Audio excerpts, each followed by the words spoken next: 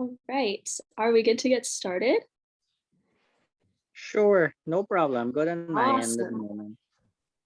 Great. So just before we begin, we just want to give a little bit of a content warning for this topic. We will be talking about depression, self-harm, and suicide, and these topics can be uncomfortable or triggering for some. So if anyone is feeling overwhelmed at any point, please feel free to take a break, and we will be posting this workshop on YouTube afterwards if you would like to access the information at a later time. So we are going to be talking about depression and suicide today, and just a couple of housekeeping things. We will have our guest speaker, Ryan, again to talk about the science of depression, and we will be doing a few activities throughout. And once again, participation is optional but encouraged. And this is a safe space, and questions are welcomed either in the chat, through private message, or the raise hand function. And then just a reminder of what QHO is. It's a student-run organization that works alongside communities locally and abroad to facilitate peer-to-peer discussions on topics related to health. So we're not health professionals or teachers, but we are students and peers here to provide information or resources and to create conversation.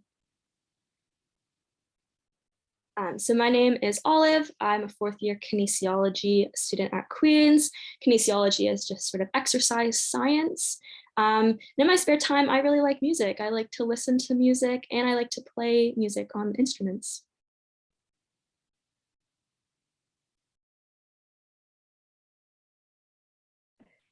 Okay, my name is Olivia, and I'm just going to fix the screen share for 1 second. I am also a fourth year kinesiology student. And in my spare time, I like to hang out with friends. And I also like to read books. Let me just reshare the screen.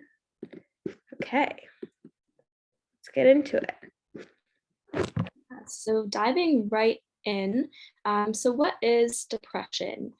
Depression, which is also called major depressive disorder, is a common and serious medical illness that negatively affects how we feel, think, and act. Depression causes feelings of sadness and loss of interest in activities that we used to enjoy doing. It can lead to a variety of emotional and physical problems and can decrease a person's ability to function and at work and at home. But thankfully, depression is treatable. So who gets depressed? People of any age, race, ethnic group, or social class can become depressed. Depression does not discriminate. The most typical age of onset is ages 24 to 44, but depression can occur at any age. It is also important to note that there is no single cause for depression. There are numerous biological, psychological, and social factors that may play a role in developing a disorder. That being said, it is more prevalent in certain individuals, mainly ones who have symptoms of anxiety, are involved with substance abuse, or are exposed to stressful life events such as marital conflicts, childhood traumas, poor relations with peers, or learning disabilities. Or it can be in those who experience major life changes, especially the death of a loved one or a significant change in health status. It is also more prevalent in those who are in chronic pain and those who have a family personal history of depression, and those who experience social isolation. And this one is a super big one, especially right now, given the COVID-19 pandemic impacting our ability to socialize. So there are many signs and symptoms associated with depression that can help us in diagnosing it. These can be physical, such as lack of energy or feeling tired all the time, experiencing weight loss or weight gain, changes in sleeping patterns, having difficulty concentrating, or experiencing aches and pains for seemingly no reason. Or they can be mental or emotional, such as having a depressed mood or feeling sadness most of the time. Being unable to enjoy things that used to make us happy, feeling irritable, angry, or anxious, having feelings of guilt or worthlessness, pessimism or indifference, withdrawing from friends or family, and having thoughts of death and suicide. So usually, go back for a second. So a person who is showing 5 or more of these symptoms almost all of the time for 2 weeks or longer may be diagnosed with depression, but it's very important to remember that these symptoms are not meant to diagnose, but they can help identify when someone may be needing some extra support. And only a trained medical professional can accurately diagnose someone with depression. So sometimes it can be difficult to determine if what we're feeling is sadness, which is a completely normal emotion, or something more than just the occasional blues.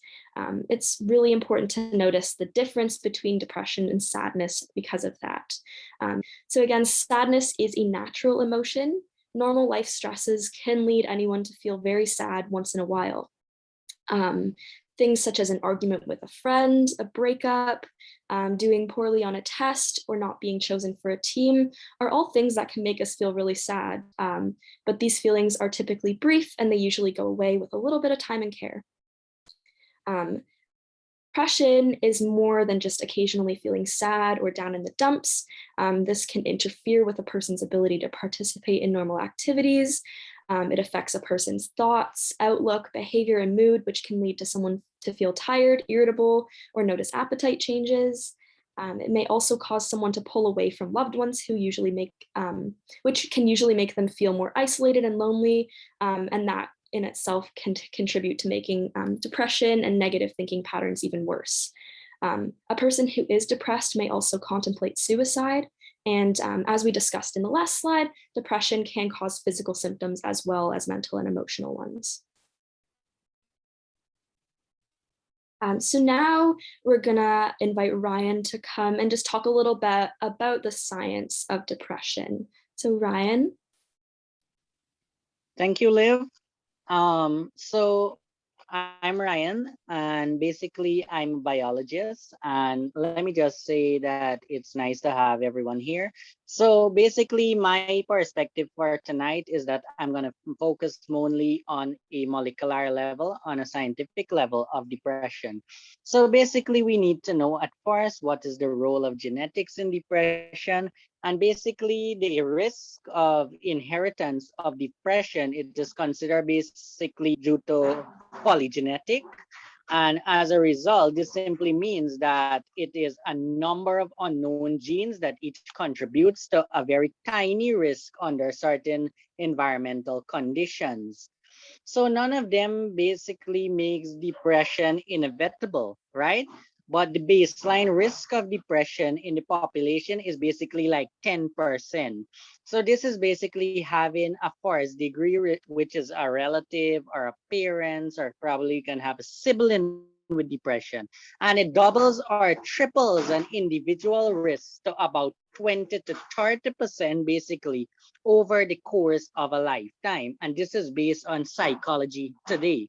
So there are many non-genetic factors that usually contribute to the onset of major depression. And I think Liv would have touched on some of them. However, the variation of one gene associated with the serotonin system, which is known as the serotonin transporter gene, this has been mostly linked to depression susceptibility. And it is through this in terms of moderately affecting the impact on stressful life events like Liv would have touched on earlier. So basically, this can also influence the way we would act. So many genes for depression, they can usually be modified, and these are usually like epigenetic modifications or making changes or alternation to these genes, right? To those people who are usually vulnerable to genetics in terms of this case on a molecular level. So what we can see happening is that there are also ways to strategically induce epigenetic changes to reverse certain symptoms of depression. A good example will be the nutritional supplement SAMe, and this here is a synthetic version of a compound that is found in the body. So it usually contains a substance that chemically augments the activation and deactivation of certain genes. So basically, some studies are being done today, and they have been shown to be very effective in terms of having certain symptoms of depression, or these persons who are suffering from depression. So in terms of the brain now, it basically affects the state of our mental health, especially certain area of the brain, like the hippocampus, which is the seat of certain memory, as well as the cortex, where usually we see the thinking part of the brain is being highly affected, right? So this part here, when somebody is depressed, it usually undergoes shrinking. So this here is affecting our neural cells. So in terms of this now, I just want to talk about the role of basically serotonin and what it plays in depression. So the neurotransmitter serotonin, it is one of many signaling chemicals in the brain that is associated with certain depressive symptoms. And basically under normal conditions, serotonin, it will inhibit certain type of pain. It will influence the process of various different emotion, and it will also mediate many mental capacities that are important in our social life. It will affect us socially. But like the other neurotransmitters that are involved in depression, it involves in the production, and actively it affects other hormones that are secreted by the body in response to certain things like threats or stress, such as cortisol. It would be one such hormone. So one result is a functional lack of serotonin, in which it will affect or disrupts the circulatory, and it will regulate certain moral emotions, right? So you will feel certain type of self-blame and a sense of guilt.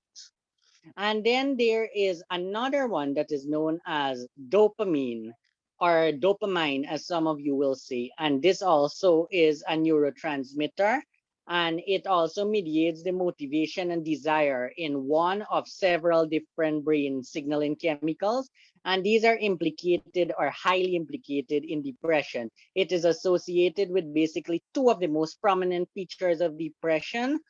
Basically, it will affect the ability of someone having certain experience of pleasure and appetite alterations. So many neurons that use the dopamine to relay certain signals, they're sensitive to the effects of stress. And this can alter things like their existability and even the way they function actively, right? So I think as Liv and Olivia, they'll move on more further into the lecture or the presentation. I think they'll cover more in terms of how the brain would stress, how people would react, and all of these things. So that's it on my end. Thank you, guys. Yeah, thank you so much, Ryan. That was super informative. So moving, we're going to talk about getting help for depression. So while depression is relatively common, it is one of the most treatable mental disorders. Clinical and counseling psychotherapists and other professionals can help. And about 80% of people who get help for their depression actually do have a better quality of life. So there are a variety of biological and psychological treatments available for a person struggling with depression. This could be talk therapy with a counselor, or medications, or a combination of both. The most common medication for depression is an antidepressant.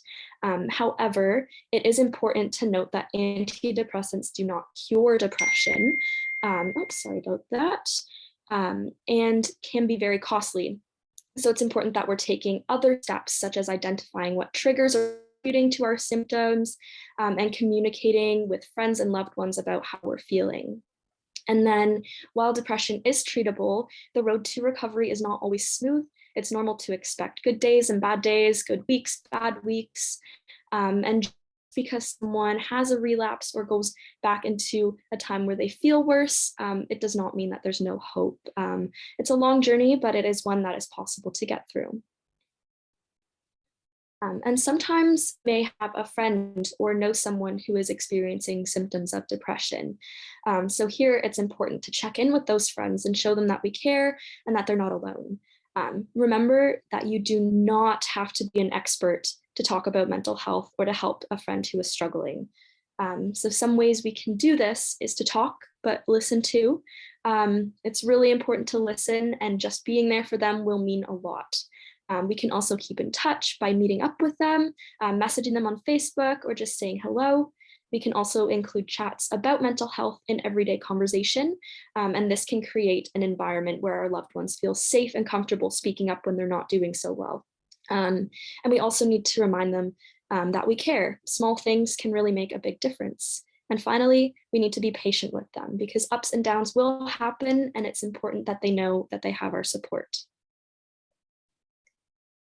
So we're just going to go through a little activity of things we can say when a friend of ours is expressing that they're feeling a little bit down or experiencing some symptoms of depression. And if you would like, in the chat, we're going to put up a phrase or a sentence that we might say in response to that. And you can give a thumbs up or a thumbs down if you think it's a good thing to say or maybe not so good thing to say, or just put it in the chat if you think it's good or not. Yeah, so the first one is, we all go through times like this. Do we think this is a good thing to say or maybe a not so good thing to say?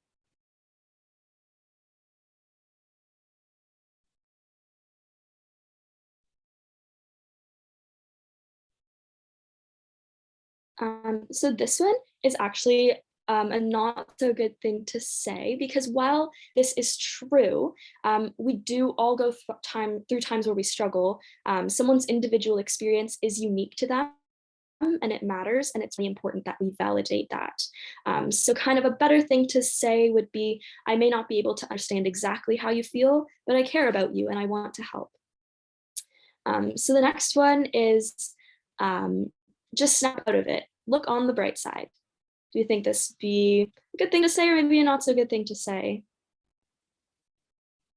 So this one, yeah, that's great. Someone said not so good. And that is true. Yeah, thanks, Anjali. So yeah, this one is not so good of a thing to say because depression is a serious illness. And as Ryan explained, it does affect our brains, and it is likely not something that a person can just ignore or snap out of. So a better thing to say in this situation would be, you may not believe it now, but the way you are feeling will change. And then the next one is, you'll be fine. Stop worrying. Shouldn't you be feeling better by now? Do we think this is a good thing to say or maybe a not so good thing to say? Sydney said bad. Anjali said bad.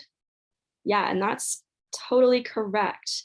Because as we talked about, the road to recovery is long and has many ups and downs, and there is no set timeline for when someone should or should not be feeling better. So a good thing to say instead of that is, you are not alone in this. I'm here for you. We will get through this together. And then the last one we have here is, here is my advice. Do you think this is a good thing to say or maybe not so good? So it might be a little bit of a tricky one.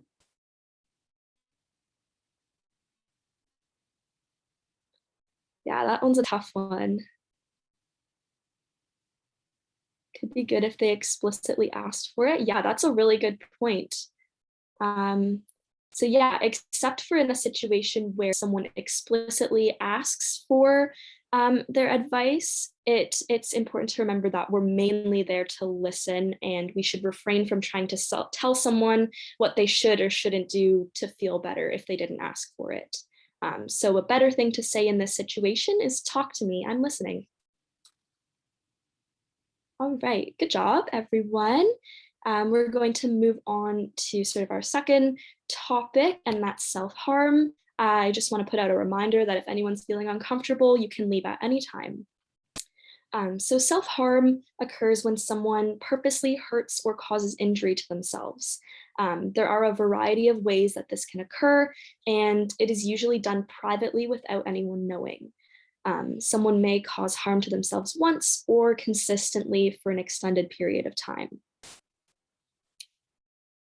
So why do people self-harm? It is ultimately an attempt to cope with emotional pain and distress. They may be going through some difficult changes that they don't really know how to cope with.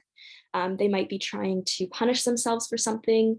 They may be trying to feel something or escape from their thoughts or feelings. It may be an attempt to gain control over their lives or maybe fit in. It may also be an act of rebellion against an authority figure, or they may be just trying to demonstrate to others that they are in distress. But it's important that we know self-harm is not a healthy coping mechanism and can be very dangerous. It can be difficult to stop if it's done repeatedly, and this could cause a person to feel trapped, it could get out of control, and it could lead to death. But that being said, self-harm is not always related to death or suicide. And just because a person self-harms, it does not mean that they wish to die. So because self-harm is ultimately a negative coping mechanism, it's very important to find positive coping mechanisms to replace it with. Seeking help can aid in developing these new skills to manage distress and avoid self-harm.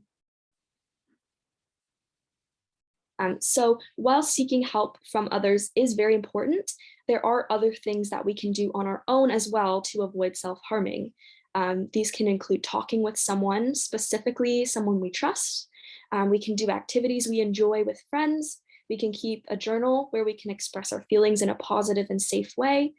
We can get some exercise. This could be playing a sport or just going for a walk or a run to release some feel-good hormones. We can also find opportunities to work creatively. We can sing, dance, or listen to music. We can learn and practice relaxation techniques that like breathing exercises and yoga. And then the last thing we can do is actually replace self-harm with something less harmful. So this can be anything that we do when we feel like self-harming. This could be something like holding an ice cube or ripping up a piece of paper or just stomping around in really heavy boots. Awesome. So the next topic that we are going to be discussing in our workshop is suicide. So again, if at any point anyone feels uncomfortable and wants to take a break from the call, you'll always be able to rejoin. Sometimes individuals who are suffering from major depressive disorder contemplate or attempt taking one's life. The reason behind contemplating or attempting suicide are very complex and are not always a result of having major depressive disorder. Although it can seem as though suicide is a sudden act, there are often triggers that may have caused it. Suicide can be the result of a stressful life event, such as failing at school, breaking up with a significant other, the death of a loved one, divorce, or a major family conflict.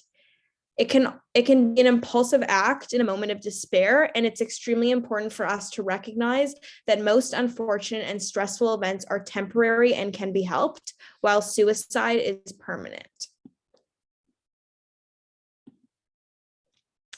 Again, even though it can seem as though suicide is a sudden act, there are actually some warning signs that can alert us that a person may be thinking about suicide.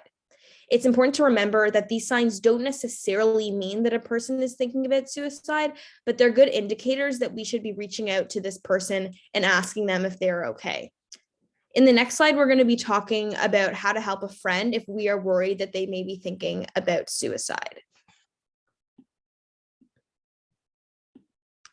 So in this activity, we are going to be creating our own how to help journal. And how this is going to work is basically if you are able to have a pencil and paper, or you can write it down on your phone, or you can just brainstorm in your head. But we're going to go through different ways that we can help a friend so that in the future, if you need to help your friend, you can look back on what you've journaled or written down now, or just look back on what you've been thinking about so that you can best help our friends. Okay, awesome. So the acronym that can be helpful if we're worried that a person in our life may be thinking of suicide is the acronym TALK, and this can help us remember what to do. So the first thing that we are going to write down or brainstorm is for the TELL part of the acronym. If we have a family or a friend who may be thinking about suicide, there are always ways that they may tell us, and that's either directly or indirectly. So this may be through warning signs that we talked about before, or they may tell us directly. So in this part of our journal, we're going to think of possible warning signs that we may need to look out for, or that maybe we've noticed already in a friend and family member. So if we remember the warning signs put up on the slide before, we can write these ones down. Or if we've seen warning signs in a friend or a family member, we can also take note of these. If you are watching the video, you can also pause this video so that you can participate and write some things down. But for now, we're going to move on to our next part of the acronym, which is ASK. If one of our friends or family members are showing warning signs, or if we are worried about them, it's important to ask them if they are thinking of suicide. It's good to remember that asking them will not put the idea in their head, but rather it will allow them to face their reality. So in this section of our journal, we're going to write down ways in which we could ask someone if they are thinking about suicide. So one example is, you've been acting different lately and I'm worried about you. Are you thinking about suicide? We could also say things like, I've been feeling concerned about you lately. Recently, I've noticed some differences in you and I want to check in on how you're doing. I wanted to check in because you haven't seemed like yourself lately. Any of these things are good options. So if we want to write down any of the options I mentioned or any of our own options, we can also do that. Again, if you're tuning in on video, you can pause the video and do that on your own.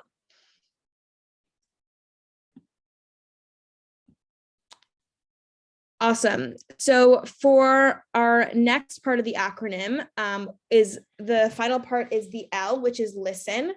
Listening to how our friend or family member is feeling is an important part of allowing them to open up to us. So in this part of our journal, we will be writing down ways that we can show that we're listening. So some ways can be verbal, like telling our friends, I'm here to listen, or showing them with your body that we are listening by making eye contact and acknowledging their feelings. And it's vital to take all threats of suicide seriously, and confronting a friend or family member as soon as we are worried is very important. So again, for this part of our journal, we're just going to be writing down ways that we can show that we're listening. So in a situation where we feel like we want to help a friend, we can look back and see how we can show that we're listening. Again, if you're watching this video back, feel free to pause the video. Okay, so now that we've learned how to help a friend, we're going to do the next part of the activity, which is the how to get help journal. So instead of this being for how to help a friend, this is going to be helpful for how to help ourselves. So if we are thinking of suicide, there are some things that we can do to help ourselves. So the acronym that we are going to be using is TUBS. T is the first letter in TUBS, which stands for tell someone. So in our journals, we will be writing down the name of a person in our lives that we would feel comfortable telling in this situation. You can write down multiple people, or family member, a friend, a teacher, anyone that we trust. But it's important because telling someone is the first step to getting help. And when we look back on our journal, if we ever feel like we're really alone, we can remind ourselves and see that there are actually so many people that we feel that we can trust.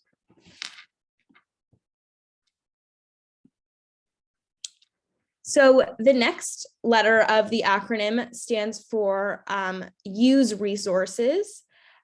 So basically, we are going to be putting a slide at the end of the presentation with resources that can help us if we are thinking of suicide. It's important to use these resources to help ourselves so that we don't make a sudden decision that could affect us forever. So under the U in TUBS for our journal, we are going to be writing down the resources that are going to be on the next slide. And again, you can screenshot or pause the video if you're watching it back. But these are all of the resources. I'll give everyone a second to screenshot or pause. Awesome. So the next part of TUBS is the B, which stands for be open. It's important for us to be open to help and be open with our communication with others. So in this section of the journal, we'll be writing ways in which we can openly say how we're feeling. It's also important to be open to help from others. Once we tell someone that we trust, we shouldn't feel bad about letting them help us. So in this section, we're going to be writing down ways that we can be open. And this doesn't necessarily need to be about being open about suicide. It could be being open about feeling down or depressed, or really anything that we feel like we need help with. And we can all write that down in our journals.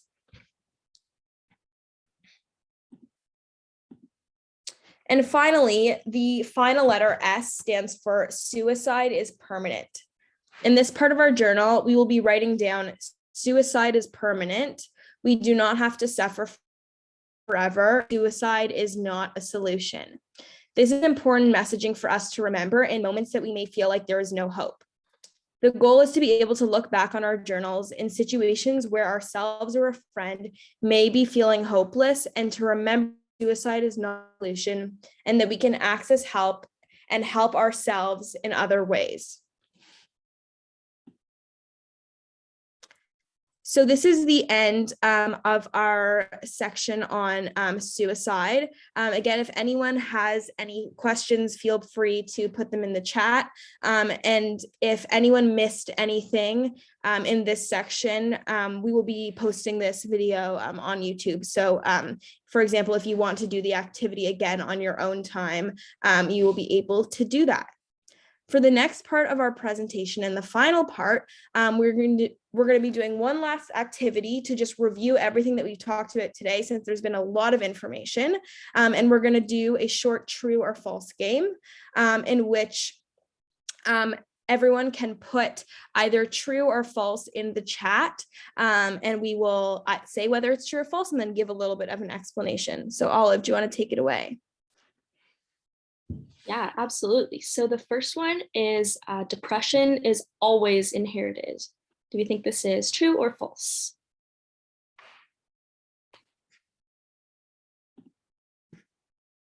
Yes, Ryan said false, and that is correct. So while depression can be inherited, because genes do play a role, anyone can become depressed even if there is no family history of depression. So the next one is depression can cause physical symptoms like a stomach ache or a headache. Is this true or false? Anjali said true. And that is, Ryan said true, Olivia said true, and those are all correct.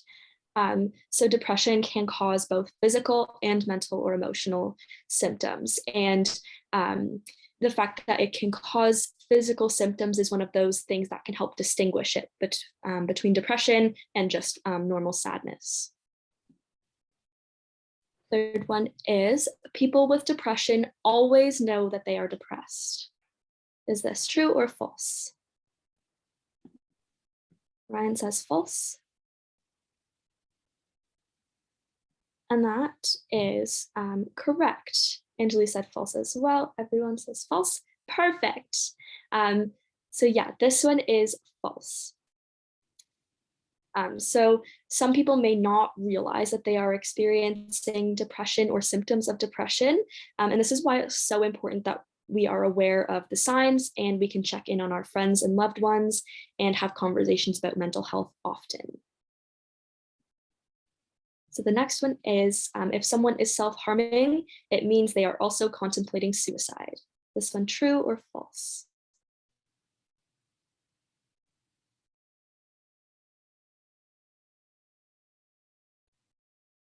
True. Yeah, I think here we should add it means they are always also contemplating suicide.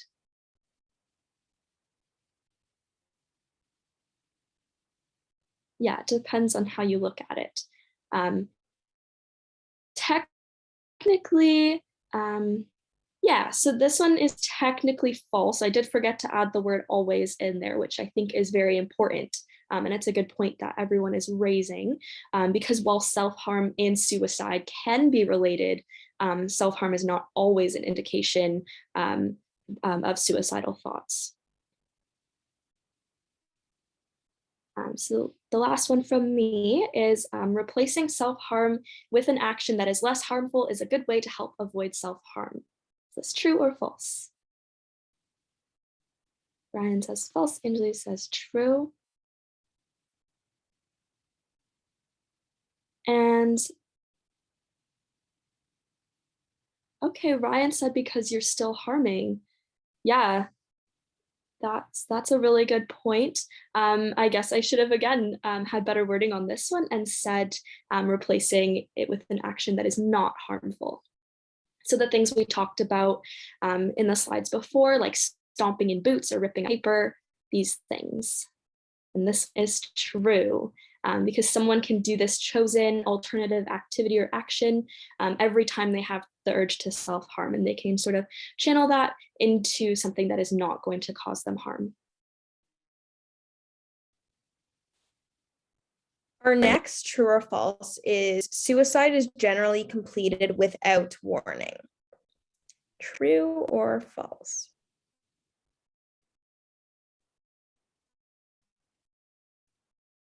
This is a hard one.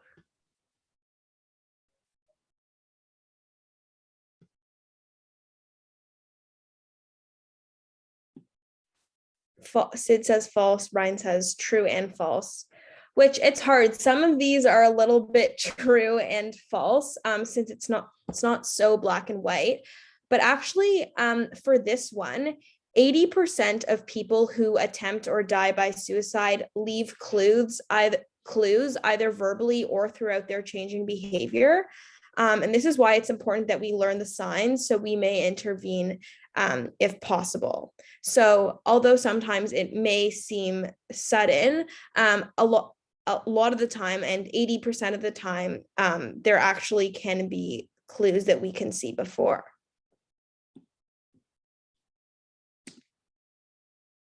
So our next one is, after a serious bout of depression, a swift improvement in emotional state means a lessened risk of suicide. True or false?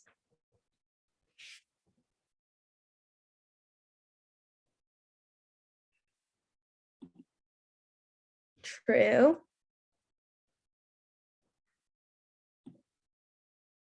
This one's a true one too. It's not as known. So this is actually false. So this may in fact be because they now have a plan for suicide, which they feel will solve their problems. And making this decision can remove a burden, and that person may appear to be doing much better. And at this point, they would actually be very high risk. So it's important to remember that any worrisome action should not be ignored just because of a change in behavior. We should always confront our friend and make sure they're okay, even if all of a sudden they begin to do better, because that doesn't take away the fact that they were still not doing so well before. And this one is, people who talk about suicide will not actually attempt or complete suicide. And this is also a tricky one.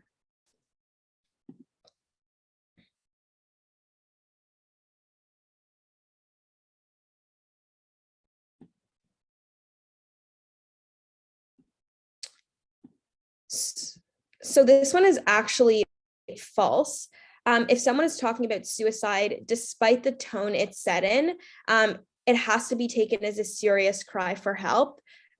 Because there's no way to differentiate. And if we act out of caution, that's always then ignoring signs. And again, this all sort of interconnects the idea that there are warning signs. And even though sometimes they can be harder to identify, any sort of off-putting behavior should be looked into more so that we can be as preventative as possible.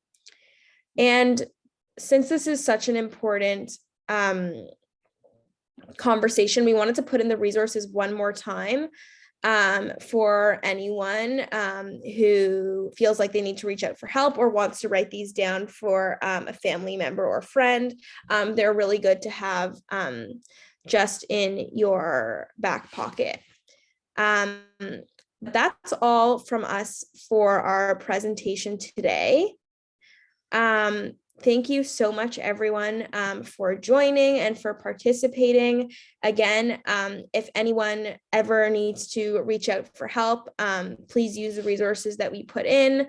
And again, this is an open space, always.